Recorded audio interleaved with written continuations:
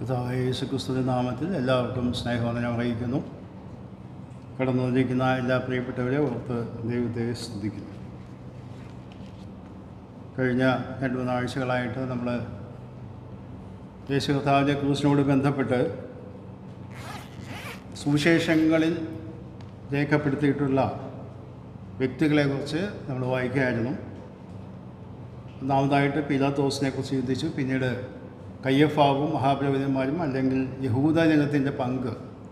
ഇന്ന് ശിഷ്യഗണത്തിൽ തന്നെ ഉണ്ടായിരുന്ന ഒരു വ്യക്തിയാണ് യൂദാസ് ഇസ്കരിയോത്ത്. നമുക്ക് നന്നായിട്ട് അറിയാം ഈ വ്യക്തിയെക്കുറിച്ച്. അതുകൊണ്ട് തന്നെ ആ വ്യക്തിയെക്കുറിച്ചുള്ള ചില ചിന്തകളാണ് ഇന്ന് പങ്കുവയ്ക്കുവാനായിട്ട് ഞാൻ താല്പര്യപ്പെടുന്നത്. യൂദാസ് ഇസ്കരിയോത്തിനെ കുറിച്ച് പറയുന്ന സ്ഥലങ്ങളിലൊക്കെ, സുവിശേഷങ്ങളിലും എല്ലാ സ്ഥലങ്ങളിലും തന്നോട് ചേർത്ത് പറയപ്പെടുന്നൊരു വിശേഷണ പദമുണ്ട്: കർത്താവിനെ കാണിച്ചു കൊടുത്ത ശിഷ്യൻ. ആ വാക്കും നമ്മുടെ മലയാളം ബൈബിളിലെ സത്യവേദ പുസ്തകത്തിൽ അങ്ങനെയാണ് കാണിച്ചു കൊടുത്ത എന്ന വാക്കാണ് ഉപയോഗിച്ചത്. എന്നാൽ കാണിച്ചു കൊടുക്കുക എന്ന വാക്കിന് അങ്ങനെ ദോഷകരമായ ഒരു അർത്ഥമുള്ളതായിട്ട് എനിക്ക് തോന്നിയില്ല. കാരണം നമ്മോട് ഒരാൾ വന്ന് ഒരു വീട് ഇന്നതാണെന്ന് ചോദിച്ചാൽ നമ്മൾ പറയും, ഇവിടെ നിന്ന് 4ാമത്തെ വീട് എന്ന് പറഞ്ഞ കാരണം നമ്മൾ ചൂണ്ടിക്കാണിച്ചു കൊടുക്കും. അവിടെ തെറ്റായ ഒരു ആശയമില്ല. എന്നാൽ മറ്റ് തർജ്ജമകൾ ഞാൻ വായിച്ചു നോക്കിയപ്പോൾ ഇംഗ്ലീഷിലൊക്കെ അവിടെ വായിച്ചിട്ടുള്ളത് ട്രൈറ്റർ എന്ന വാക്കാണ്. എന്ന് പറഞ്ഞാൽ മലയാളത്തിലെ മറ്റ് തർജ്ജമകളിലൊക്കെ ഒറ്റുകാരനായി തീർന്ന അല്ലെങ്കിൽ ഒറ്റുകാരനായ ഒറ്റിക്കൊടുത്തതായ യൂദാസ് ഇസ്കരിയോത്ത് എന്നാണ്. എന്ന് പറഞ്ഞാൽ ശരിയായ തൻ്റെ പ്രവൃത്തിയെ വെളിപ്പെടുത്തുന്ന വാക്ക് അതാണ്. കാണിച്ചു കൊടുക്കുക എന്ന് പറഞ്ഞാൽ അത് പൂർണ്ണമായ അർത്ഥം വെളിപ്പെടുത്തുന്നില്ല. യൂദാസ് ഇസ്കരിയോത്ത് യേശു കർത്താവിനെ ഒറ്റിക്കൊടുത്തതാണ് എന്ന വാക്കുകൾ കാണാൻ സാധിക്കും. ഈ ട്രൈറ്റർ എന്ന ഇംഗ്ലീഷ് വാക്കിന് മലയാളത്തിൽ പല അർത്ഥങ്ങൾ കൊടുത്തിട്ടുണ്ട്. ഒറ്റുകാരെന്നോ വിശ്വാസഘാതകനെന്നോ അല്ലെങ്കിൽ ശത്രുപക്ഷം ചേർന്നവനെന്നുള്ള പല ആശയത്തിലൊക്കെയാണ് ഈ വാക്ക് ഉപയോഗിച്ചിട്ടുള്ളത്. ഇതെല്ലാം തന്നെ യൂദാസ് ഇസ്കരിയോത്തിന് യോജിക്കുന്ന വാക്കുകളാണ്. എന്നാൽ മറ്റ് തർജ്ജമകളിലൊക്കെ ഒറ്റുകാരനായി തീർന്ന യൂദാസ് ഇസ്കരിയോത്ത് എന്നാണ്. യൂദാസ് ഇസ്കരിയോത്താണ് ഏറ്റവും ആദ്യം കർത്താവിനെ കാണിച്ചു കൊടുക്കാൻ അല്ലെങ്കിൽ ഒറ്റിക്കൊടുക്കാൻ പിടിക്കാനായിട്ട് മുന്നണിയിൽ നിന്ന വ്യക്തി. ശിഷ്യഗണത്തിൽപ്പെട്ടവനാണ്. പക്ഷേ താൻ അങ്ങനെയാണ് തൻ്റെ ജീവിതം ആയിത്തീർന്നത്. അതുകൊണ്ട് ഈ ഭാഗം ഞാൻ പഠിക്കാനായിട്ട് ശ്രമിച്ചപ്പോഴേ എന്തുകൊണ്ടാണ് ഇങ്ങനൊരു സംഭവം കർത്താവിൻ്റെ ശിഷ്യന്മാരിൽ ഒരുത്തനായ യൂദാസ് ഇസ്കരിയോത്തിന് സംഭവിച്ചത് എന്ന് മനസ്സിലാക്കാനായിട്ട് ശ്രമിക്കുകയുണ്ടായി. അതിനായിട്ട് ആധാരമായിട്ട് നമുക്ക് ആ ലിസ്റ്റ് ഒന്ന് വായിച്ചു നോക്കാം. 3 സുവിശേഷങ്ങളിൽ എഴുതിയിട്ടുണ്ട്. എന്നാൽ മർക്കോസിൻ്റെ സുവിശേഷം 3-ാം അധ്യായത്തിലേക്ക് നമുക്ക് ആദ്യം വരാം. മർക്കോസിൻ്റെ സുവിശേഷം 3-ാം അധ്യായത്തിൻ്റെ 13 മുതൽ 19 വരെയുള്ള വാക്യങ്ങൾ നമുക്ക് ആദ്യം വായിക്കാം.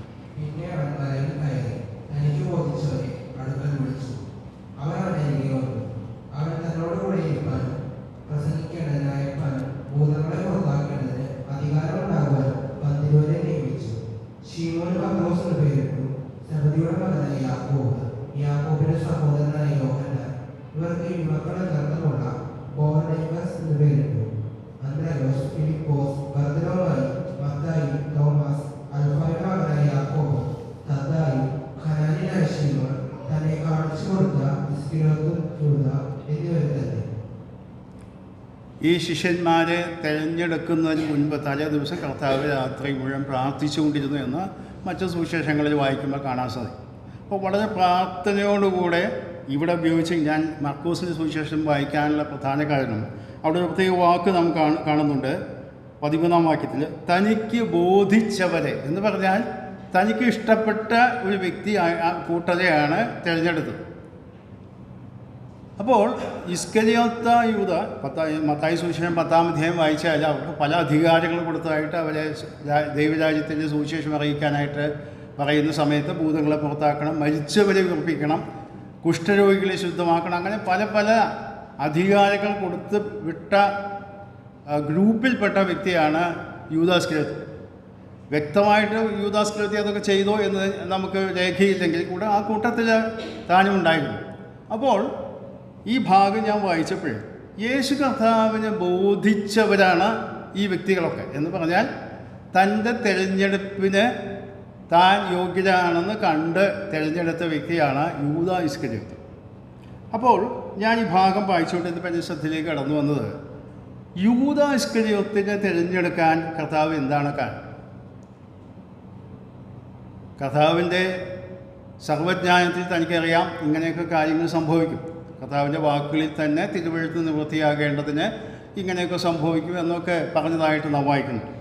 എന്നാൽ ഈ ലിസ്റ്റിൽ ഒരാളെ ചൂണ്ടിക്കാണിക്കാൻ വേണ്ടിയാണ് ഞാൻ ഈ ഭാഗം എടുത്തത്. അവിടെ ഞാൻ വായിക്കുന്നത് 16-ാം വാക്യത്തിൻ്റെ 17-ാം വാക്യത്തിലായിട്ട് വായിക്കുന്നത്, സെബദിയുടെ മകനായ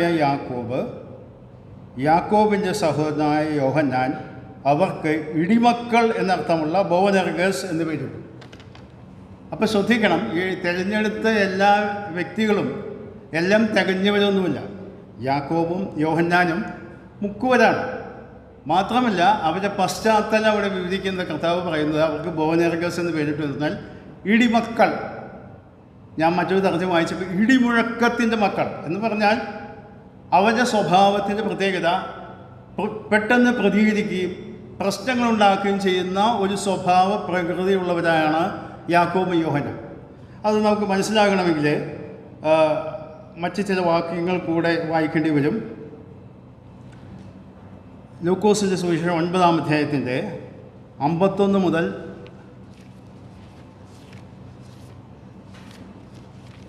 56 വരെയുള്ള വാക്യങ്ങൾ നമുക്ക് വായിക്കാം.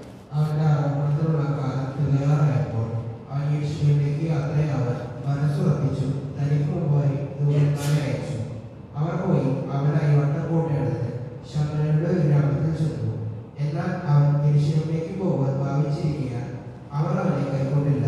അത് അവന്റെ ശിഷ്യന്മാരായ യാക്കോബും യോഹന്നാനും കണ്ടിട്ട്, കർത്താവേ, ഏലിയാവ് ചെയ്തതുപോലെ ആകാശത്തു നിന്ന് തീയിറങ്ങി അവരെ നശിപ്പിക്കാൻ ഞങ്ങൾ പറയുന്നത് നിനക്ക് സമ്മതമോ എന്ന് ചോദിച്ചു. അവൻ തിരിഞ്ഞ് അവരെ ശാസിച്ചു, നിങ്ങൾ ഏതാകുന്നവരധികം എന്ന് നിങ്ങൾ അറിയുന്നില്ല. മനുഷ്യപുത്രൻ മനുഷ്യരുടെ പ്രാണങ്ങളെ നശിപ്പിക്കാനല്ല രക്ഷിക്കാനല്ലേ വന്നത് എന്ന് പറഞ്ഞു. ആ വേറൊരു ഗ്രാമത്തിലേക്ക് പോയി. ഇവിടെ ഈ സംഭവം നമുക്ക് അറിയാവുന്നതാണ്. ഞാനൊരു കാര്യം ചൂണ്ടിക്കാണിക്കാനാണ്. യാക്കോബും യോഹന്നാനും കർത്താവിൻ്റെ ശിഷ്യന്മാരായിട്ട് പ്രവർത്തിച്ചു കൊണ്ടിരിക്കുമ്പോൾ തന്നെ അവരെ മനോഭാവം വെളിപ്പെടുത്തുന്ന ഒരു രംഗമാണ് ഈ കാണുന്നത്. അവിടെ പറയുന്നത് എന്താ? ശമര്യര് അവരെ സ്വീകരിച്ചില്ല, അല്ലെങ്കിൽ അവരെ കാര്യമായി സൽക്കരിച്ചില്ല, അല്ലെങ്കിൽ അവരെ ഒഴിവാക്കാൻ ശ്രമിച്ചപ്പോൾ അവരുടെ തനി സ്വഭാവം വെളിയിൽ വന്നു. അവർ പറഞ്ഞ എന്താ കർത്താവിനോട്?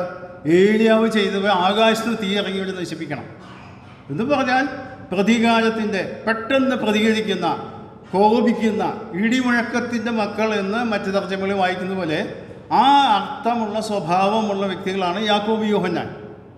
ഈ യാക്കോബ് യോഹന്നാൻ്റെ മറ്റൊരു പ്രത്യേകത, മർക്കോസിൻ്റെ സുവിശേഷം 10-ാം അധ്യായത്തിലേക്ക് കടന്നു വരാം. അവിടെ എത്രയും സ്വാർത്ഥ താല്പര്യമുള്ളവരും അധികാരമോഹികളുമാണ് അവരെന്ന് കാണാനായിട്ട് സാധിക്കും. 10-ാം അധ്യായത്തിൻ്റെ 35, 36, 37.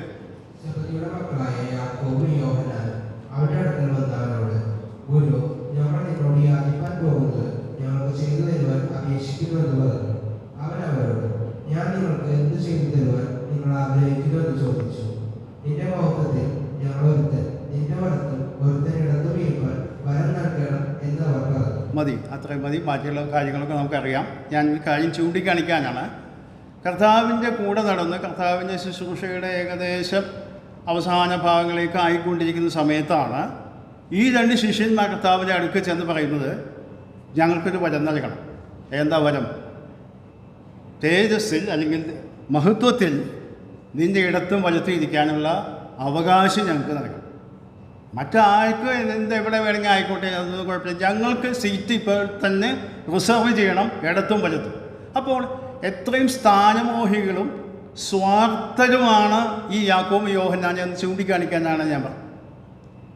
അപ്പോൾ ശിഷ്യഗണത്തിലുണ്ടായിരുന്ന 2 വ്യക്തികളാണ് യാക്കോബ് യോഹന്നാനും. അവരുടെ ചിന്താഗതിയും മനോഭാവവും ഒക്കെ ക്രമേണ കർത്താവിനോടുകൂടെ നടന്നിട്ട് മാറ്റം വന്നു. അത് നാം മനസ്സിലാക്കണം. അപ്പോസ്തലന്മാരിൽ ഒന്നാമതായിട്ട് രക്തസാക്ഷിയായത് അപ്പോസ്തല പ്രവൃത്തി 12-ാം അധ്യായത്തിൽ വായിക്കുമ്പോൾ യാക്കോബാണ്. മാത്രമല്ല ഈ യോഹന്നാൻ സ്നേഹത്തിൻ്റെ അപ്പോസ്തലൻ എന്ന പേരിൽ അറിയപ്പെടുന്ന, യേശു സ്നേഹിച്ച ശിഷ്യൻ എന്ന പേരിൽ അറിയപ്പെടുന്ന, കർത്താവിൻ്റെ നെഞ്ചോട് ചാർന്നു കിടക്കുന്ന ഒരു വ്യക്തിയായി മാറി ലേഖനങ്ങൾ എഴുതി കർത്താവിന് വേണ്ടി ശക്തമായ നിലപാടുകൾ എടുത്തതിൻ്റെ അടിസ്ഥാനത്തിൽ അവനെ നാടുകടത്തി പത്മോസിന് ദിവ്യാംഗനെയാണല്ലോ വെളിപ്പാട് പുസ്തകം എഴുതപ്പെട്ടത് നമുക്ക് വായിക്കും. അപ്പോൾ യാക്കോബിനും യോഹന്നാനും കർത്താവിൻ്റെ കൂടെ ചലിച്ചപ്പോൾ അവരെ സ്വഭാവമൊന്നും അത്ര നല്ലതായിരുന്നില്ലെങ്കിൽ തന്നെ അവർക്ക് രൂപാന്തരം വന്നു. അവർ ദൈവത്തിന് പ്രയോജനമുള്ളവരായി മാറ്റപ്പെട്ടു. ഇതൊരു വ്യക്തിയെ കൂടി ആ ലിസ്റ്റിൽ ഞാൻ കാണിച്ചു തരാം. അത് ലൂക്കോസിൻ്റെ സുവിശേഷം 6-ാം അധ്യായം അതിൻ്റെ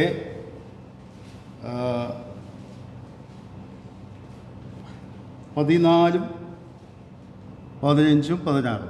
അവർ ആയിട്ട് പത്രോസ് എന്ന് അവൻ പേർ വിളിച്ച ശീമോൻ, അവന്റെ സഹോദരനായ അന്ത്രയാസ്, യാക്കോബ്, യോഹന്നാൻ, ഫിലിപ്പോസ്, ബർത്തലോമായി, മത്തായി, തോമസ്, അൽഫായുടെ മകനായ യാക്കോബ്, എരിവുകാരനായ ശീമോൻ, യാക്കോബിന്റെ സഹോദരനായ യൂദ, ദ്രോഹിയായിത്തീർന്ന ഇസ്കരിയോത്ത് യൂദായുടെ.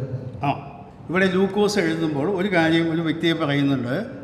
15-ാം വാക്യത്തിൽ എരിവുകാരനായ ശിമോൻ എന്ന് പറഞ്ഞാൽ, ഞാൻ മലയാളം തർജ്ജമയിൽ വായിച്ചു നോക്കിയപ്പോൾ തീവ്രവാദി എന്നറിയപ്പെട്ടിരുന്ന ശിമോൻ എന്ന് പറഞ്ഞാൽ അന്ന് കാലത്ത് യഹൂദന്മാരെ ഭരിച്ചിരുന്ന റോമൻ സർക്കാരാണ്. അപ്പോൾ വിപ്ലവത്തിൽ കൂടെ സ്വാതന്ത്ര്യം നേടണമെന്ന ആഗ്രഹത്തിൽ പ്രവർത്തിക്കുന്ന ചില സംഘടനകളൊക്കെ പ്രവർത്തിച്ച വ്യക്തി ആയിരിക്കണം എന്നാണ് മനസ്സിലാക്കപ്പെടുന്നത്. എന്ന് പറഞ്ഞാൽ സാധാരണഗതിയിൽ മറ്റുള്ളവരെക്കാൾ വിപ്ലവമായ ആശയങ്ങൾ പറയുന്ന ഒരു വ്യക്തിയാണ് എരിവുകാരനായ ശിമോൻ. ഇംഗ്ലീഷിൽ സീലോട്ട് എന്ന വാക്കാണ് ഉപയോഗിച്ചിട്ടുള്ളത്. അവിടെ ഈ യാക്കോബിനെ ഈ ശിമോനെക്കുറിച്ച് പിന്നീട് നമ്മൾ കാര്യമായിട്ടൊന്നും വായിക്കുന്നില്ലെങ്കിൽ കൂടെ അപ്പോസ്തല പ്രവൃത്തികൾ വരുമ്പോൾ അപ്പോസ്തലന്മാർക്ക് എല്ലാവർക്കും ദൈവാത്മാവിന് നിറവ് ലഭിച്ച് ശക്തിയോടെ ദൈവവചനം ശുശ്രൂഷിപ്പാൻ കഴിവുള്ളവരായിട്ട് അവർ മാറ്റപ്പെട്ടു. എന്ന് പറഞ്ഞാൽ യാക്കോബിനും യോഹന്നാനും മാത്രമല്ല, എരിവുകാരനായിട്ട് അറിയപ്പെട്ടിരുന്ന അല്ലെങ്കിൽ തീവ്രവാദിയായിട്ട് അറിയപ്പെട്ടിരുന്ന ഈ ശിമോനും രൂപാന്തരം വന്നു ദൈവത്തിന് പ്രയോജനമുള്ള വ്യക്തിയായിട്ട് തീർന്നു. എന്നാൽ ഈ വാക്യത്തിൽ നാം അവസാനം വായിച്ചത് എന്താ? ദ്രോഹിയായി തീർന്ന, ശ്രദ്ധിക്കണം, ദ്രോഹിയായി തീർന്ന യൂദാ ഇസ്കരിയോത്ത് എന്ന് പറഞ്ഞാൽ ഈ 3 പേർക്കും അതുപോലെ അവിടെ കൂടെ ഉണ്ടായിരുന്ന മറ്റു എല്ലാവരും തികഞ്ഞവരൊന്നുമില്ലായിരുന്നില്ല, പൂർണ്ണരൊന്നുമില്ല, വലിയ യോഗ്യതയുള്ളവരൊന്നുമല്ല. നമുക്കറിയാം മത്തായി ചുങ്കക്കാരനാണ്. ചുങ്കക്കാരെന്ന സമൂഹത്തിന് വലിയ മാന്യതയുമുള്ള ജോലിയൊന്നുമല്ല, യഹൂദന്മാർക്ക് വളരെ ദേഷ്യമുള്ള വ്യക്തിയാണ്. എന്നാൽ മത്തായിയെ ഉപയോഗിച്ച് സുവിശേഷം രേഖപ്പെടുത്തി. എന്നാൽ യൂദയെ പറ്റി പറയുന്നത്, ഇസ്കരിയോത്ത് യൂദയെ പറ്റി പറഞ്ഞു, അവൻ ദ്രോഹിയായി തീർന്നു എന്ന് പറഞ്ഞാൽ മറ്റുള്ളവർക്കൊക്കെ ദൈവികമായ രൂപാന്തരം സംഭവിച്ചപ്പോൾ, ട്രാൻസ്ഫോർമേഷൻ സംഭവിച്ചപ്പോൾ ഇവന് സംഭവിച്ചത് അവൻ കർത്താവിനെ ഒറ്റിക്കൊടുക്കാനുള്ള മനോഭാവത്തിലേക്ക് അവൻ മാറിപ്പോയി. അപ്പോൾ കർത്താവ് എന്തുകൊണ്ടാണ് യൂദാ ഇസ്കരിയോത്തിനെ തിരഞ്ഞെടുത്തത്? അവനൊരു അവസരം കൊടുത്തതാണ്. അവന് വേണമെങ്കിൽ മറ്റുള്ളവരെ പോലെ ദൈവിക വഴിയിൽ ജീവിക്കാനായിട്ട് തിരഞ്ഞെടുക്കാം, ജീവിതത്തെ ക്രമീകരിക്കാം. പക്ഷേ യൂദാ ഇസ്കരിയോത്ത് അങ്ങനെയല്ല ചെയ്തത്. കാരണം അതിൻ്റെ കാര്യങ്ങളൊക്കെ വേദപുസ്തകത്തിൽ രേഖപ്പെടുത്തിയിട്ട് നമുക്കതൊന്ന് ഓടിച്ചു നോക്കാം. ഈ കാര്യങ്ങളൊക്കെ ചെയ്യാനുള്ള കാരണം അവനെക്കുറിച്ച് പറയപ്പെടുന്നത് അവൻ ദ്രവ്യാഗ്രഹത്തിൻ്റെ പാപത്തിൽ വീണുപോയ മനുഷ്യനാണ്. യോഹന്നാന്റെ സുവിശേഷം 12-ാം അധ്യായത്തിലേക്ക് കടന്നു വരും. അവിടെ ഈ യൂദാ ഇസ്കരിയോത്തിനെ പറ്റി പറയുന്ന ഒരു വിശദീകരണം നമുക്ക് കാണാൻ സാധിക്കും. അവിടുത്തെ പശ്ചാത്തലം നമുക്കറിയാം. ലാസറെ ഉയർപ്പിച്ചതിന് ശേഷം അവിടെ വിരുന്ന് കൊടുക്കുകയുണ്ടായി. അപ്പോൾ മറിയ വലിയ വിലയുള്ളതായ അവിടെ തൈലമെടുത്ത് കർത്താവിൻ്റെ ഇവിടെ കാലിൽ പൂശി തലമുടി കൊണ്ട് നിവർത്തി എന്നൊക്കെ തോർത്തി. അപ്പോൾ അവിടെ വായിക്കുന്നത് 4, 5, 6 വാക്യം. എന്നാൽ ശിഷ്യന്മാരിൽ വൃദ്ധനായി അവനെ കാണിച്ചു കൊടുക്കാനുള്ള യൂദാ ഇസ്കരിയോത്ത് ഈ തല 300 കാശ് വിറ്റ് ദരിദ്രന്മാർക്ക് കൊടുക്കാത്തത് എന്ത് എന്ന് പറഞ്ഞു. ഇത് ദരിദ്രന്മാരെ കുറിച്ച് വിചാരമുണ്ടായിട്ടല്ല, അവൻ കള്ളനാകൊണ്ടും പണസഞ്ചി തന്റെ പക്കലാകിയാൽ അതിനിട്ടത് എടുത്തു വന്നതുകൊണ്ടും അത്രേ പറഞ്ഞു. ഇവിടെ യോഹന്നാൻ വളരെ വ്യക്തമായിട്ട് എഴുതുകയാണ്. അവൻ്റെ ആ യൂദാസ്കര്യോത്താവിൻ്റെ മനോഭാവം അവിടെ വെളിപ്പെടുകയാണ്.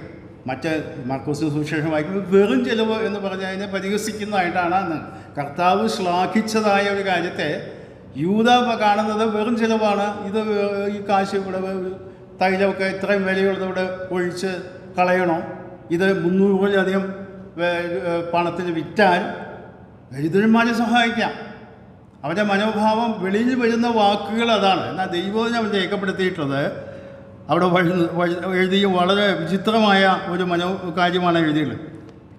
അവിടെ വായിക്കുന്നത്, ഇത് ദരിദ്രന്മാരെക്കുറിച്ച് വിചാരമുണ്ടായിട്ടില്ല, അവൻ കള്ളനാകൊണ്ടും പണസഞ്ചി തൻ്റെ പക്കലാകിയാൽ അത് ഇട്ടത് എടുത്തു വന്നതുകൊണ്ടും അത്രേ പറയും. അപ്പോൾ ഈ മനോഭാവം വളരെ നേരത്തെ തന്നെ അവൻ പ്രയോഗിച്ചുകൊണ്ടിരുന്നു. എന്ന് പറഞ്ഞാൽ ആത്മീയ ശുശ്രൂഷയുടെ നേതൃത്വ സ്ഥാനത്ത് നിൽക്കുന്ന വ്യക്തിയെന്ന് മറ്റുള്ളവർ മനസ്സിലാക്കുന്ന വ്യക്തിയായ യൂദാസ്കര്യോത്ത് അവൻ്റെ തനി സ്വഭാവം ഇവിടെ വെളിപ്പെടുത്തുക. അവൻ കള്ളനാണ്, കാര്യങ്ങളിൽ വിശ്വസ്തനല്ല. അവനെയാണ് പണസഞ്ചി ഏൽപ്പിച്ചത്. കർത്താവിന് ഞാൻ വിചാരിക്കുകയാണ്, കർത്താവ് അവനും ഒരു അവസരം കൊടുത്താൽ പണസഞ്ചി കൊടുത്താൽ അവൻ വിശ്വസ്തനായിരിക്കുമെന്നാണ്. അവിടെ അവൻ അവിശ്വസ്തത കാണിച്ച് അതിൽ നിന്ന് ഇട്ടത് അവൻ എടുത്തുകൊണ്ടിരിക്കുകയാണ്.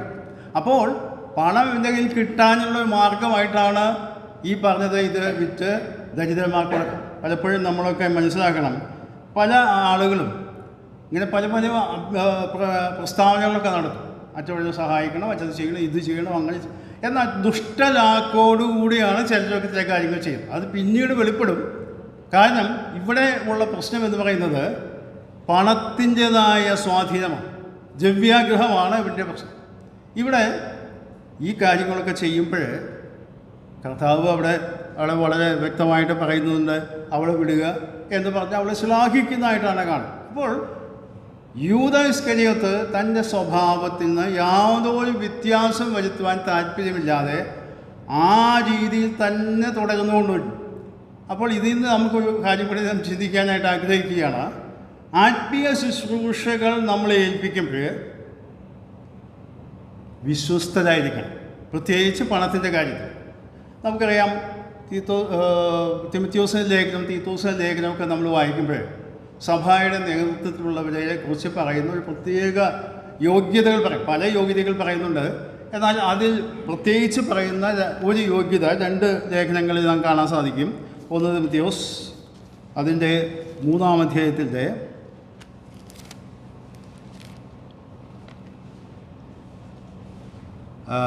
3-ഉം 4-ഉം വാക്യം.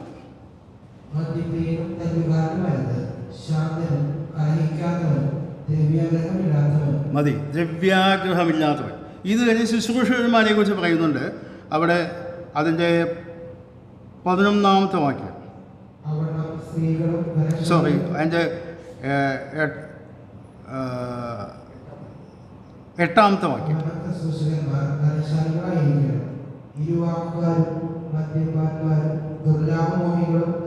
അവിടെ ദുർലാഭമോഹികൾ എന്ന് പറഞ്ഞാൽ സ്വാർത്ഥ താല്പര്യത്തിന് വേണ്ടി പണത്തെ കൈകാര്യം ചെയ്യുന്നവരെ ശുശ്രൂഷകന്മാരാക്കരുത്.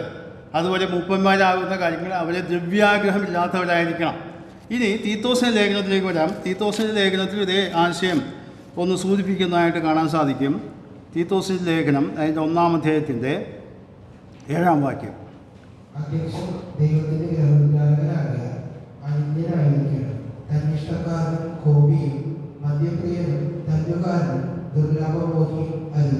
അവിടെ ദുർലാഭമോഹി, ഞാനതിന് മറ്റു തരത്തിൽ വായിച്ചപ്പോൾ ലാഭക്കൊതിയൻ എന്നാണ് അതിന് ഉപയോഗിച്ച വാക്ക്. ലാഭക്കൊതിയൻ എന്ന് പറഞ്ഞാൽ എന്ത് കാര്യം ചെയ്താലും തനിക്ക് ലാഭം കിട്ടണം.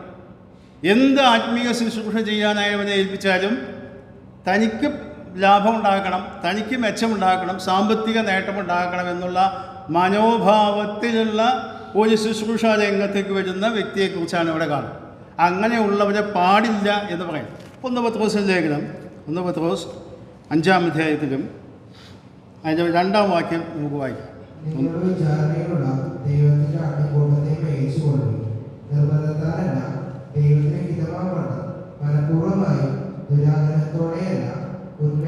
മതി. അവിടെ വായിക്കുന്നത് ദുരാഗ്രഹത്തോടെയല്ല എന്ന് പറഞ്ഞാൽ ലാഭേച്ഛയോടെയല്ല.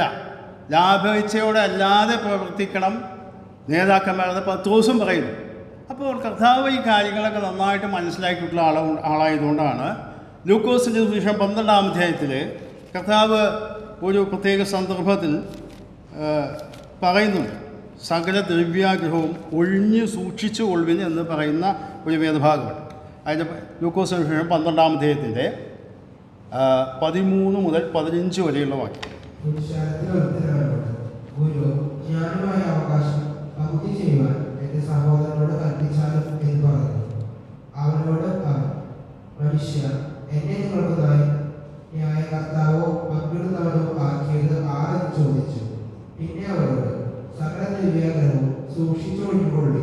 ഒരുത്തിന് സമൃദ്ധിയുണ്ടായാൽ അവന്റെ വസ്തുവകയല്ല അവന്റെ ജീവനാധാരമായിരിക്കുന്നത് എന്ന് പറഞ്ഞു.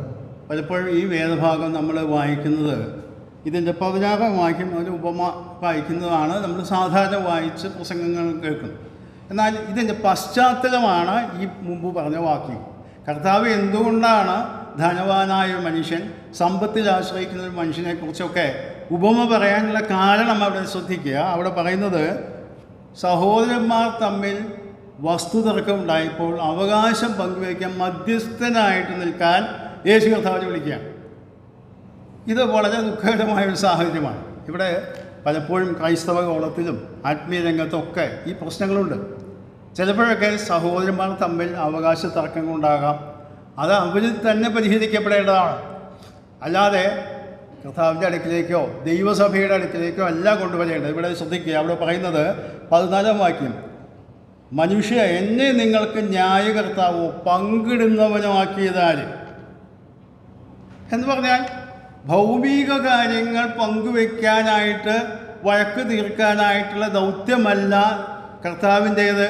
കർത്താവിന് അതില്ലെങ്കിൽ പിന്നെ നമുക്കെന്തിനാ അത് ഏറ്റെടുക്കേണ്ട കാര്യം? ഇവിടെ അത് കഴിഞ്ഞാണ് പിന്നെ പറയുന്നത്, സകല ദ്രവ്യാഗ്രഹവും സൂക്ഷിച്ച് ഒഴിഞ്ഞുകൊള്ളും.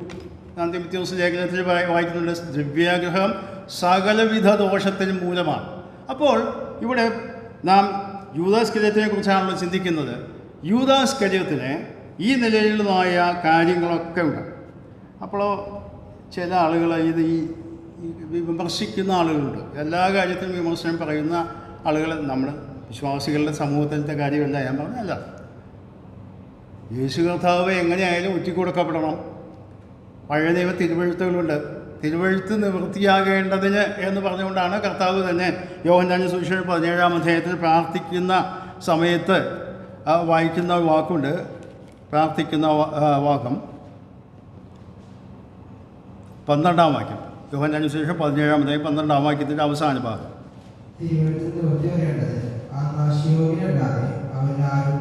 അപ്പോൾ തിരുവെഴുത്ത് നിവൃത്തിയാകേണ്ടതിനും കൂടെയാണ് യൂദാസ്കര്യത്തിൽ ഇങ്ങനെ പ്രവർത്തിച്ചത് എന്ന് വേണമെങ്കിൽ ന്യായം പറയാമല്ലോ. മാത്രമല്ല, പിശാച് അവനെ പ്രേരിപ്പിച്ചപ്പോഴാണ് അവൻ വീണുപോയത്.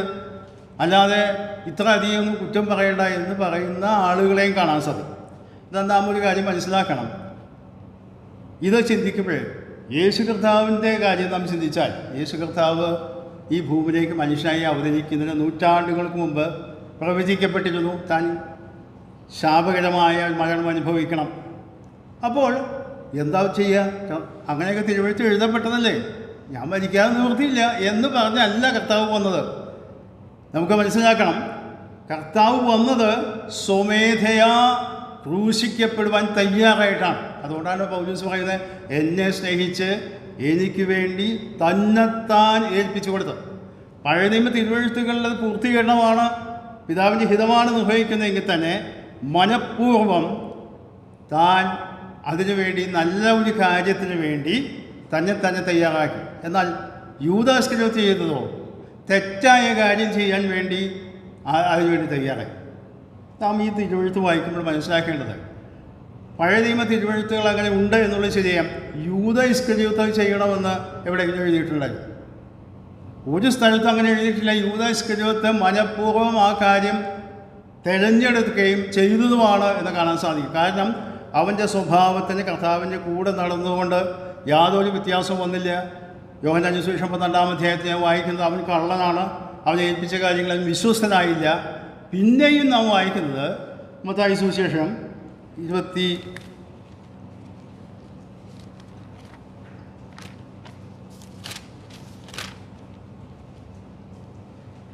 27-ാം അധ്യായം അതിൻ്റെ 26-ാം അധ്യായം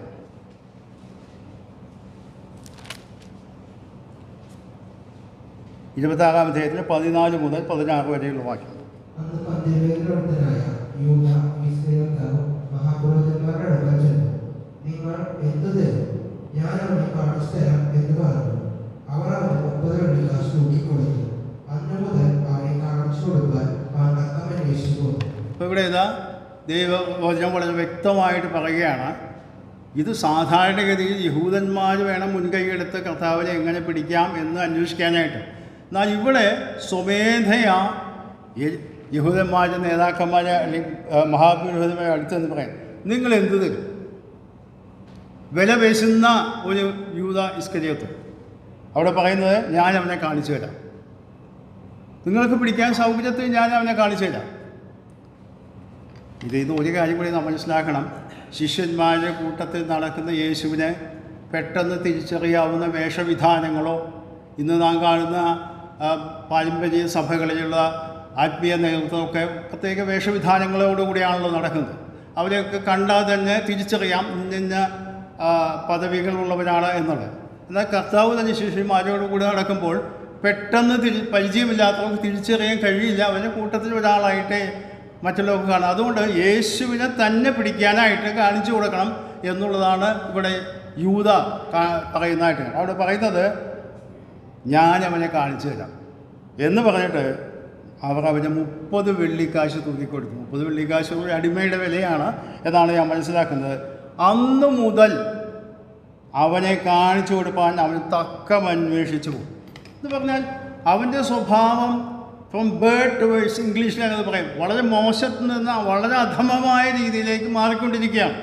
അതുകൊണ്ടാണ് ലൂക്കോസ് പറഞ്ഞത് ദ്രോഹിയായി തീർന്ന എന്ന് പറഞ്ഞാൽ അവൻ മോശമായ അവസ്ഥയിൽ നിന്ന് പിന്നെ അതിനേക്കാൾ മോശമായ അവസ്ഥയിലേക്ക് മനഃപൂർവ്വം അങ്ങോട്ട് യാത്രയാണ്. കർത്താവ് പിന്നെ വളരെയധികം മുന്നറിയിപ്പുകൾ നൽകിയതായിട്ട് നമുക്ക് കാണാൻ സാധിക്കും. മർക്കോസിന് സുവിശേഷം 14-ാം അധ്യായത്തിലേക്ക് നമുക്ക് കടന്നു വരാം. അവിടെ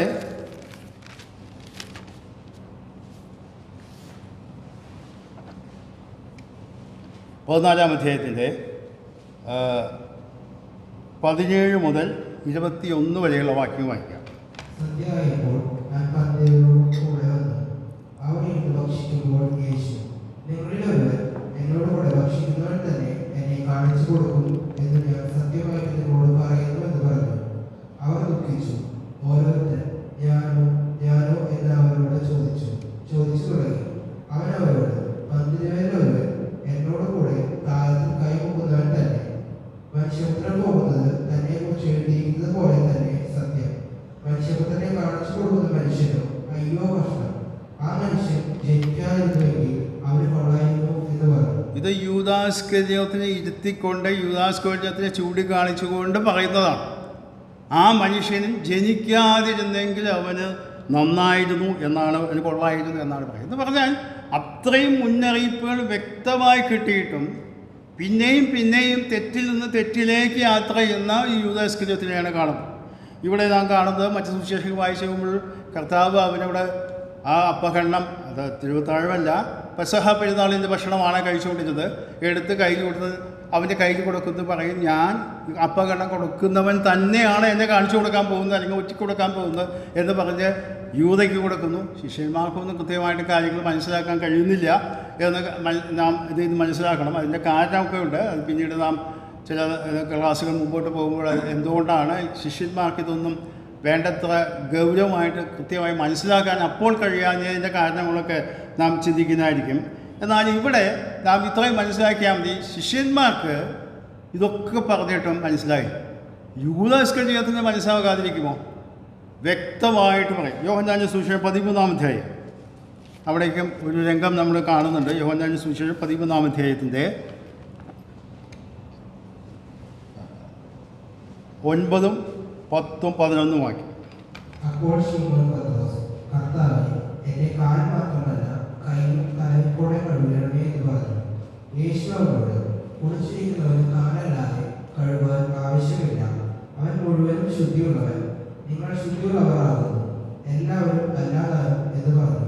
തന്നെ കാണിച്ചു കൊടുക്കുന്നവരെ അറിഞ്ഞിരിക്കൊണ്ടത്രേ എല്ലാവരും ശുദ്ധിയുള്ളവരല്ല എന്ന് പറഞ്ഞത്. അപ്പോൾ ഇവിടെ ശ്രദ്ധിക്കുക, ഇവരുടെ കൂട്ടത്തിലുള്ളവനാണെങ്കിലും അവൻ യഥാർത്ഥത്തിൽ ഇവരുടെ പോലെയുള്ള ഒരു ദൈവികമായ അനുഭവം ഉള്ളവനായി തീർന്നില്ല. ഇവിടെ വളരെ വ്യക്തതയോടുകൂടി പറയുന്നു, നിങ്ങളെല്ലാവരും ശുദ്ധിയുള്ളവരല്ല. അത് ആരാണെന്ന് ഈ ഇസ്കരിയോത്ത യൂദാവിക്ക് അറിയാം. മറ്റുള്ളവരൊക്കെ പറയണം ആരാണ് എന്നൊക്കെ പറയുന്നതായിട്ട്. ഇനി അതിൻ്റെ അതേ അധ്യായത്തിൻ്റെ 18-ാം വാക്യം. നിങ്ങളെ എല്ലാവരെയും കുറിച്ച് പറയുന്നില്ല, ഞാൻ തിരഞ്ഞെടുത്തവരെ ഞാൻ അറിയുന്നു. എന്നാൽ എന്റെ അപ്പം തിന്നുന്നവൻ എന്റെ നേരെ കുതിർക്കാൽ ഉയർത്തിയിരിക്കുന്നു എന്നുള്ള തിരുവഴുത്തിന് നിവർത്തി വരേണ്ടതാകുന്നു. ഇനി ഇപ്പോൾ ഇത് വളരെ വ്യക്തതയോട് പറയുന്നത്. ഇനി അതേ അധ്യായത്തിൽ തന്നെ 21-ാം വാക്യം മുതൽ വായിക്കാം. ഇത് പറഞ്ഞിട്ട് യേശു ഉള്ളം കലങ്ങി, ആമേൻ ആമേൻ, ഞാൻ നിങ്ങളോട് പറയുന്നു, നിങ്ങളിൽ ഒരുത്തൻ എന്നെ കാണിച്ചു കൊടുക്കും എന്ന് സാക്ഷീകരിച്ചു പറഞ്ഞു. ഇത് ആരെക്കുറിച്ച് പറയുന്നുവെന്ന് ശിഷ്യന്മാർ സംശയിച്ച് തമ്മിൽ നോക്കി. ശിഷ്യന്മാരിൽ വെച്ച് യേശു സ്നേഹിച്ച ഒരുവൻ യേശുവിന്റെ മറുപടി ചാരിക്കൊണ്ടിരുന്നു. ശീമോൻ പത്രോസ് അവനോട് ആംഗ്യം കാട്ടി. അവൻ പറഞ്ഞത് ആരെ കൊണ്ട് എന്ന് ചോദിക്കാൻ പറഞ്ഞു. അവൻ യേശുവിന്റെ നെഞ്ചോട് ചേർന്നു, കർത്താവേ, അത് ആരെന്ന് ചോദിച്ചു. ഞാൻ അപ്പകണ്ട മുക്കി കൊടുക്കുന്നവൻ തന്നെ എന്ന് യേശു ഉത്തരം പറഞ്ഞു. ഗണ്ഡം മുക്കി ശീമോൻ ഇസ്കരിയോത്താവിന്റെ മകനായ യൂദായ്ക്ക് കൊടുത്തു. മതി. അവിടെ ശ്രദ്ധിക്കുക, വളരെ വ്യക്തതയോടുകൂടി കർത്താവ് പറയാണ്, ഞാൻ അപ്പകണ്ണം മുക്കി ആരുടെ കൈ കൊടുക്കുക, അവനാണ് എന്നെ ഒറ്റിക്കൊടുക്കുന്നത്. കാണിച്ചു കൊടുക്കുമെന്നല്ല എല്ലായിടത്തും ഒറ്റിക്കൊടുക്കുന്നവൻ എന്നാണ് നാം വായിക്കേണ്ടത്. അവിടെ വായിക്കുമ്പോൾ വളരെ കൃത്യമായിട്ട് ഈ കാര്യങ്ങൾ ചെയ്തു. അതിനുശേഷം അവിടെ കർത്താവ് പറയുന്നതുകൊണ്ട് അതിൻ്റെ 27-ാം വാക്യം തുടർന്ന് വായിക്കാം.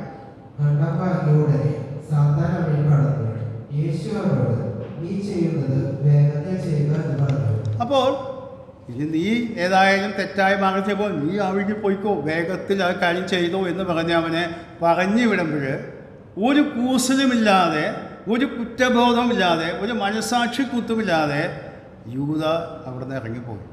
പിന്നെ ഉണ്ടായ സംഭവ വികാസങ്ങളൊക്കെ നമുക്കറിയാം. കർത്താവിനെ ഗത്സമന തോട്ടത്തിൽ വെച്ച് അവന് ചുംബനം കൊണ്ട് കാണിച്ചു കൊടുത്ത് അവനെ പിടിച്ചു കൊണ്ടുപോയി. ഇതൊക്കെ ചെയ്തപ്പോഴേ അപ്പോഴൊന്നും ഇസ്കരിയോത്ത് യൂദാവിന് യാതൊരു കുഴപ്പവും തോന്നിയില്ല. എന്നാൽ പിന്നീട് കർത്താവ് ശിക്ഷയ്ക്ക് വിധിക്കപ്പെട്ടു എന്നറിഞ്ഞപ്പോഴേ മത്തായി സുവിശേഷം 27-ാം അധ്യായത്തിലേക്ക് നമുക്ക് കടന്നു വരാം. മത്തായി സുവിശേഷം 27-ാം അധ്യായം അതിൻ്റെ 3 മുതൽ താഴോട്ടുള്ള 8 വരെയുള്ള വാക്യം വായിക്കാം. അവനെ ശിക്ഷയ്ക്ക് വിധിച്ചുവെന്ന് അവനെ കാണിച്ചു കൊടുത്ത യൂദാ കണ്ട് അനുദപിച്ചു. ആ 30 വെള്ളിക്കാശ് മഹാപുരോഹിതന്മാരുടെയും മൂപ്പന്മാരുടെയും അടുത്ത് മടക്കിക്കൊണ്ടുവന്ന്, ഞാൻ കുറ്റമില്ലാത്ത രക്തത്തെ കാണിച്ചു കൊടുത്തതിനാൽ പാപം ചെയ്തു എന്ന് പറഞ്ഞു. അത് ഞങ്ങൾക്ക് എന്ത്, നീ തന്നെ നോക്കിക്കൊള്ളുക എന്ന് അവർ പറഞ്ഞു. അവൻ ആ വെള്ളിക്കാശ് മന്ദിരത്തിലെറിഞ്ഞ് ചെന്ന് കെട്ടി ഞാൻ ചത്തു കളഞ്ഞു. മഹാപുരോഹിതന്മാർ ആ വെള്ളിക്കാശ് എടുത്ത്, ഇത് രക്തവിലയായ ശ്രീമണ്ഡലത്തിലെടുത്തത് വിഹിതമല്ല എന്ന് പറഞ്ഞ് കൂടിയാലോചിച്ച് പരദേശികളെ കുഴിച്ചിടുവാൻ അതുകൊണ്ട് കുശവന്റെ നിലം വാങ്ങി. ആകയാൽ ആ നിലത്തിന് ഇന്നുവരെ രക്തനിലം എന്ന് പേര് പറയുന്നു. ഇതിനോട് ചേർത്ത് അപ്പോസ്തലപ്രവൃത്തി 1-ാം അധ്യായം അത് വായിക്കണില്ല, ഇപ്പോൾ വായിക്കുന്നില്ല, വായിച്ചാൽ അറിയാം. അതിനാണ് അക്കൽദാമ എന്ന പേര് അറിയപ്പെടുന്ന രക്തനിലം എന്നുള്ള സ്ഥലം വായിക്കാനിടയിൽ. ഇവിടെ ശ്രദ്ധിക്കുക, യേശുവിനെ ശിക്ഷയ്ക്ക് വിധിച്ചു എന്ന് കണ്ട് അവനെ അനുദപിച്ചു. ആ 30 വെള്ളിക്കാശ് തിരിച്ചു കൊടുക്കാനായിട്ട് ചെന്നപ്പോഴുണ്ടായ സംഭവമാണ് നാം വായിക്കുന്നത്. അപ്പോൾ അവർ കൈയൊഴിഞ്ഞു. അത് നിൻ്റെ കാര്യമാണ്, നീ ചെയ്തു, നീ അത് എന്ത് വേണമെങ്കിൽ ചെയ്തു എന്ന് പറഞ്ഞു. ആ വെള്ളിക്കാശ് മന്ദിരത്തിലെറിഞ്ഞ് ചെന്ന് കെട്ടി ഞാൻ ചത്തു. അല്ലെങ്കിൽ ആത്മഹത്യ ചെയ്യാനായിട്ട് ഇടയായി. നാം അപ്പോസ്തലപ്രവൃത്തി വായിക്കുന്ന അവൻ തൂങ്ങി വീണ് കുടലെല്ലാം തെറിച്ചു. അങ്ങനെ വളരെ മോശമായ രീതിയിലുള്ള അവസ്ഥയാണ് ഉണ്ടായത് എന്ന് കാണാൻ സാധിക്കും. എന്നാൽ ഇവിടെ നാം വായിക്കുന്നത് മഹാപുരോഹിതന്മാർ പണമെടുത്ത് പറഞ്ഞു, ഇത് വിശുദ്ധ മന്ദിരത്തിൽ ദൈവാലയത്തിൽ ഇടാൻ പറ്റിയ പണമല്ല, അതുകൊണ്ട് ഒരു സ്ഥലം വാങ്ങിക്കാം. കൊശവൻ്റെ സ്ഥലം വാങ്ങിച്ച് അവിടെ പരദേശികളെ കുഴിച്ചിടാനായിട്ട് ഒരു സ്ഥലം വാങ്ങിച്ചു. അതിന് രക്തനിലം അല്ലെങ്കിൽ അക്കൽദാമ എന്ന് പേരിട്ടായിട്ട് അവരെ വായിക്കും. ഇങ്ങനെയാണ് യൂദാ ഇസ്കരിയോത്തിന്റെ അവസരം. അപ്പോൾ ഒരു കാര്യം നാം മനസ്സിലാക്കണം, ഇവിടെ യൂദാ ഇസ്കരിയോത്താവിന് അനുതാപമുണ്ടായി, ദുഃഖമുണ്ടായി. അവിടെ വളരെ വ്യക്തമായിട്ട് എഴുതിയിട്ടു.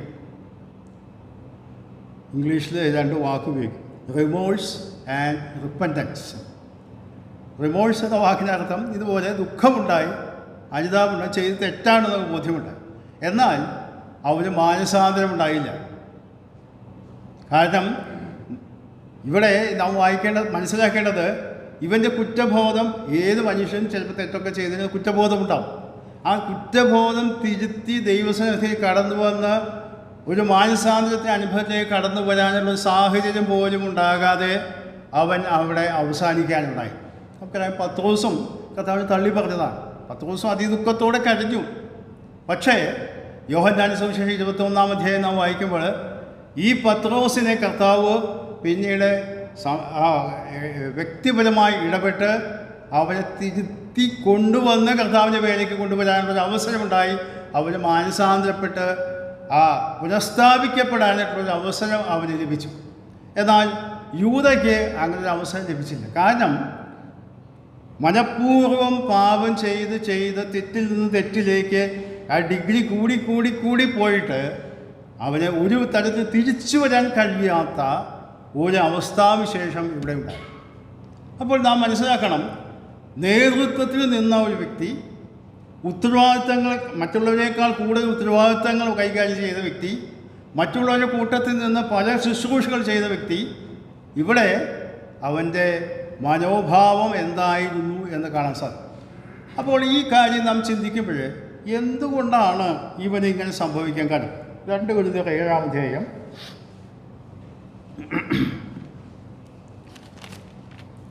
10-ാം വാക്യം നമുക്ക് വായിക്കാം.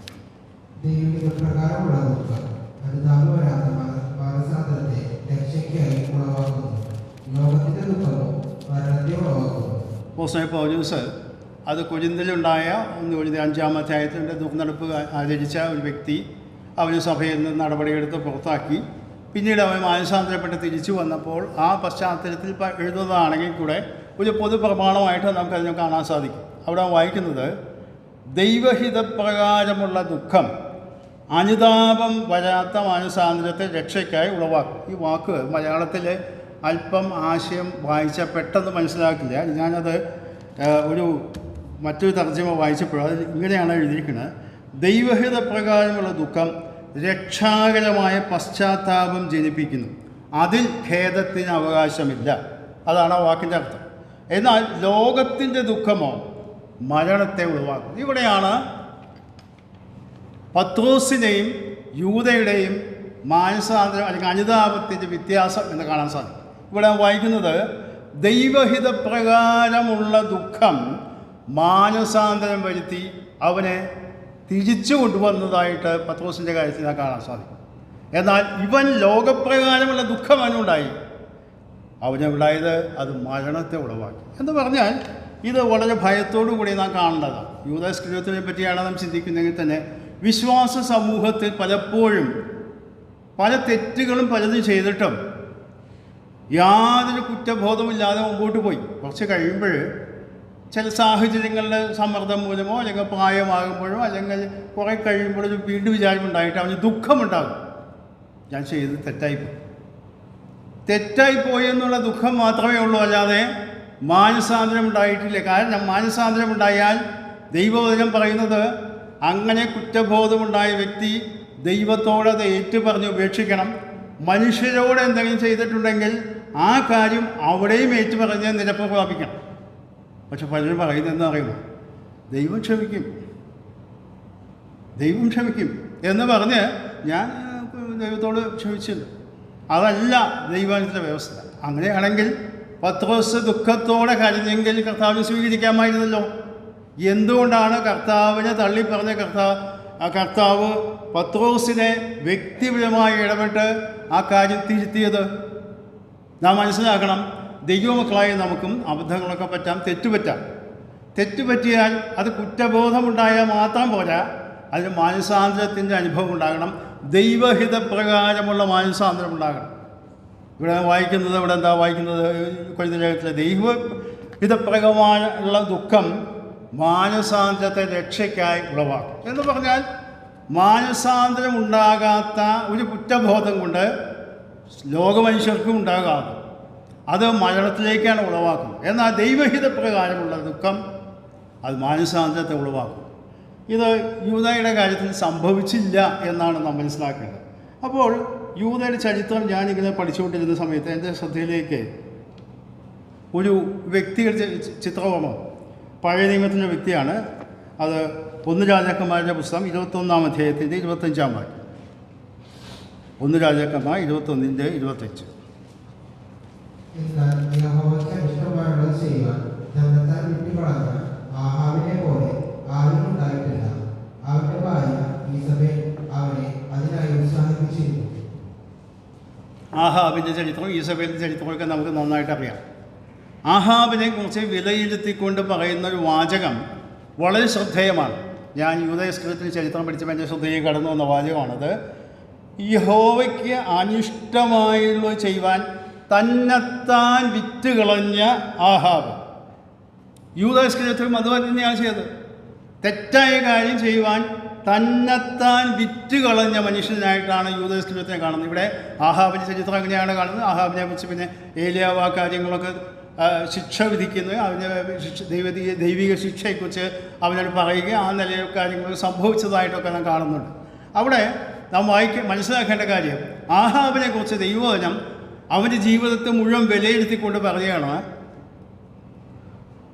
യഹോവയ്ക്ക് അനിഷ്ടമായുള്ളത് ചെയ്യുവാൻ തന്നെത്താൻ വിറ്റുകളഞ്ഞ ഒരു ആഹാബ്.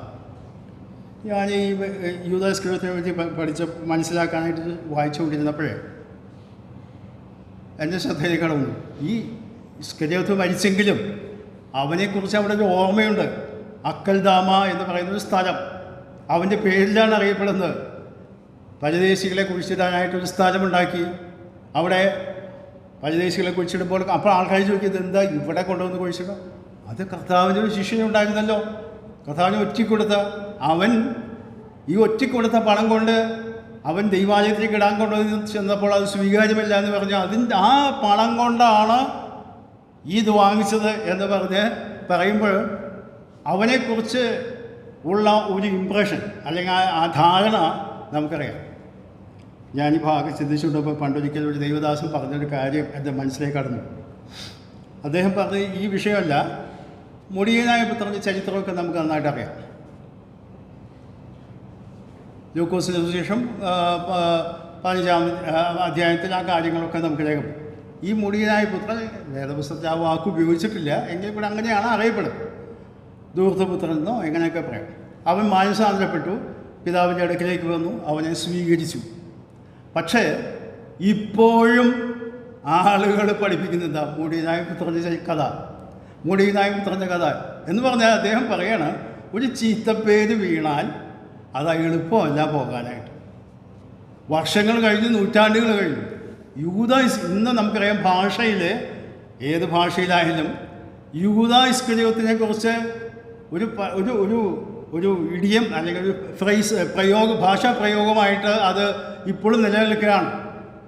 ചതിക്കുന്ന, വഞ്ചകരായ, അതായത് സ്വന്തം വിശ്വാസഘാതകരായ വ്യക്തികളെ വിശേഷിപ്പിക്കാൻ ഉപയോഗിക്കുന്ന വാക്കാണ് ഇപ്പോൾ യൂദായിസ്കര്യോത്താണോ എന്ന്, യൂദാസുമാരാണോ എന്നൊക്കെ പറയും. എന്ന കാരണം അങ്ങനെയുള്ള ചിത്രമാണ് സമൂഹത്തിനുണ്ടാക്കുന്നത് എന്ന് കാണാൻ സാധിക്കും. ഞാൻ ഈ ഭാഗമൊക്കെ ചിന്തിച്ചുകൊണ്ടിരുന്നപ്പോഴേ എന്നെ വളരെ ചിന്തിപ്പിച്ച ഒരു വാക്യമാണ്.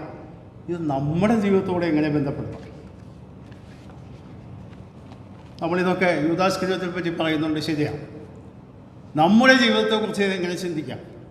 നാം ഇടപെടുന്ന ആധ്യാത്മിക അല്ലെങ്കിൽ ആത്മീയ മണ്ഡലങ്ങളിൽ നാം ശുശ്രൂഷകളൊക്കെ ചെയ്യുമ്പോൾ അതിൻ്റെ പിന്നിൽ വ്യാപരിക്കുന്ന ലക്ഷ്യം എന്താണ്? മോട്ടീവ് എന്താണ്? പലരും, എത്രയോ ഉന്നതരായ ദൈവദാസന്മാർ പോലും ഈ മേഖലയിൽ വീണുപോയിട്ടുണ്ട്. പണത്തിൻ്റെതായ ആകർഷണത്തിൽ വലിയ വലിയ ശുശ്രൂഷകളൊക്കെ ചെയ്യുന്നുണ്ട്. ലക്ഷ്യം പണസമ്പാദനമാണ്, അല്ലെങ്കിൽ തെറ്റായ ആഗ്രഹങ്ങളാണ് എന്ന് കാണാൻ സാധിക്കും. നമ്മുടെ മുമ്പിൽ ഒരു വലിയ മുന്നറിയിപ്പായിട്ടാണ് യൂദായിസ്കര്യോത്ത് നിൽക്കുന്നത്. ആത്മീയ ശുശ്രൂഷകൾ ദൈവനാമ മഹത്വത്തിനായിട്ടും നിസ്വാർത്ഥമായിട്ട് ചെയ്യുവാനും അത് നമ്മുടെ ഉത്തരവാദിത്വമാണെന്ന് അറിഞ്ഞ് ചെയ്യാനും മുതിരാതെ അധികാരത്തിന് വേണ്ടി, അംഗീകാരത്തിന് വേണ്ടി, പണത്തിന് വേണ്ടിയൊക്കെ പല കാര്യങ്ങൾ ചെയ്യാനായിട്ട് വ്യാപരിക്കുന്ന ഒരു മനോഭാവം.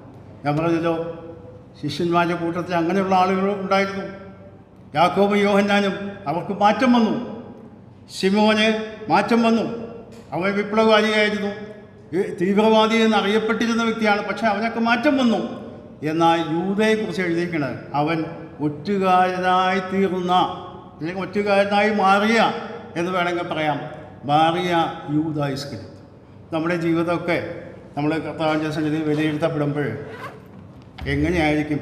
നാം പല കാര്യങ്ങൾ ചെയ്യുന്നവരായിരിക്കാം, പല ശുശ്രൂഷകൾ ചെയ്യുന്നവരായിരിക്കാം. എന്നാൽ നമ്മുടെ ആത്യന്തികമായ ലക്ഷ്യം എന്താണ്? ദിവ്യാഗ്രഹത്തിനാണോ, ദുരാഗ്രഹങ്ങളാണോ? അതുകൊണ്ട് ഞാൻ പത്രോസിൻ്റെ ലേഖനം വായിച്ചപ്പോൾ ആ ഭാഗം വായിക്കുമ്പോൾ അവിടെ ചില വാക്കുകൾ ഉപയോഗിക്കുന്നുണ്ട്. അവ ചില കിരീടം ലഭിക്കുമെന്നൊക്കെ അവിടെ എഴുതിയിട്ടുണ്ട്. പലരും അത് വ്യാഖ്യാനിക്കുമ്പോൾ പറയുന്നത് മൂപ്പന്മാരായിട്ടുള്ള ആളുകൾ, സഭയുടെ നേതൃത്വമുള്ളവർക്ക് ലഭിക്കുന്ന കിരീടമാണ്. എന്നാൽ അവിടെ അങ്ങനെയല്ല എഴുതിയിട്ടുള്ളത്. അങ്ങനെ ചെയ്താൽ, ആ വാക്യം സംശയമുള്ളവർക്ക് ഒന്ന് വായിച്ച് കേൾപ്പിച്ചു തരാം. 1 പത്രോസ് 5-ാം അധ്യായം, അതോട് ചേർത്ത് പറഞ്ഞ് ഞാൻ പോകാനായിട്ട് ആഗ്രഹിക്കുന്നു. 1 പത്രോസ് 5-ാം അധ്യായത്തിൻ്റെ അതിൻ്റെ 4-ാം വാക്യം.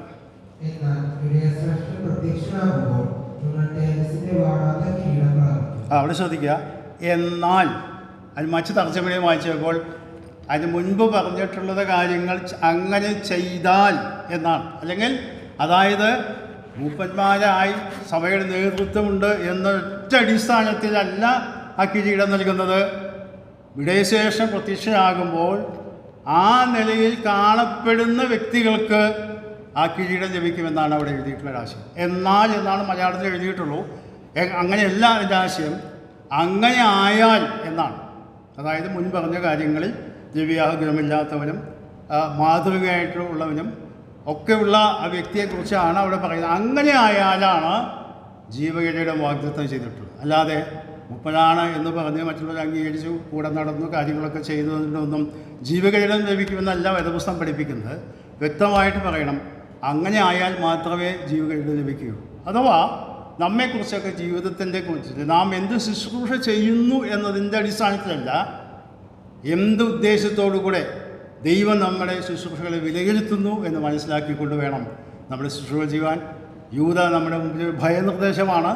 അത് നാം ശ്രദ്ധയോടുകൂടെ മനസ്സിലാക്കുകയും നമ്മുടെ ജീവിതങ്ങളെ ക്രമീകരിക്കുവാനും ദൈവം നമ്മെ സഹായിക്കുന്നു.